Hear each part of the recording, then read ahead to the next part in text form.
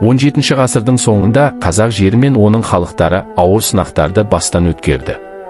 Жоңғарлардың жаулап алу саясаты қазақ халқын қорғанысқа мәжбүр етті. Бұл уақытта қазақ жерінде Жәңгір хан билік құрды. Оның алдындағы басты мақсат елін қорғау, қазақ жерін жау басып алуынан сақтау еді.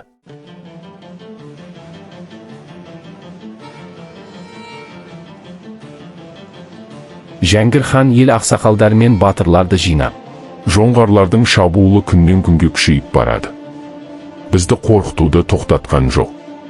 Егер біз бірікпесек, қазақ жері қирап қалуы мүмкін. Батырлар мен қолбасшылар бізге елді қорғау үшін күш біріктіру қажет. Құттыбай батыр: хан, біз дайынбыз. Біздің жерімізді қорғауға серт береміз. Бейбітшілік болмайды. Олардың жаулап алуына жол бермейік.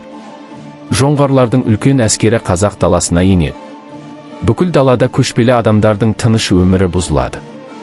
Жоңғарлар шекараларды бұзып, ауылдарды басып алады. Жоңғар басшысы Алтай: қазақтарды талқандап, осы жерді өзіміздің жерімізге айналдырамыз. Бұл жер біздің болашақтың бір бөлігі болады.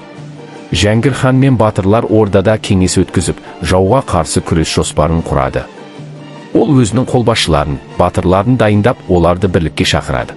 Жәңгір хан: біз тек күшімізді ғана емес, ақыл-ойымызды да пайдалануға тиіспіз.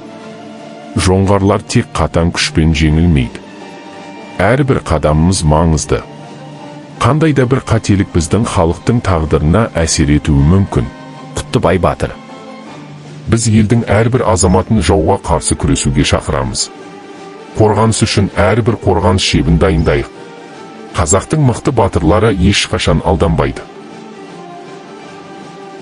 Қазақ батырлары мен жоңғар әскері арасындағы үлкен шайқас басталады. Қаншама қанды шайқастар, түнгі уақытта жүргізілген тосқауылдар мен күтпеген шабуылдар. Қазақ батырлары өз жерін қорғау үшін жанын салады.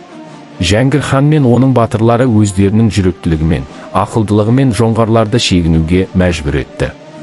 Бұл қазақ халқының тәуелсіздігін қорғау жолындағы маңызды кезең болды. Жоңғарлар шегініп, қазақ даласы жеңіске жетеді. Бұл жеңіс біздің бірлігіміздің, табандылығымыздың жеңісі. Біз өз жерімізді қорғап, ата-бабамыздың даңқын сақтадық. Тек бірлікте болсақ, қазақ елін ешкім басып ала алмайды, деді Жәңгір хан. Жәңгір ханның ерен ерлігі, ел қорғаудағы көшбасшылығы қазақ тарихында мәңгі қалды. Оның тұлғасы мен ерлігі қазіргі ұрпақ үшін үлкен рухани мұра болып табылады. Бірлік бар жерде тірлік бар. Еліміздің тәуелсіздігі мен тыныштығын сақтау үшін әрқайсымыз өз жерімізді, халқымызды қорғауға дайын болуымыз керек. Біз өз тарихымызды ұмытпауымыз керек.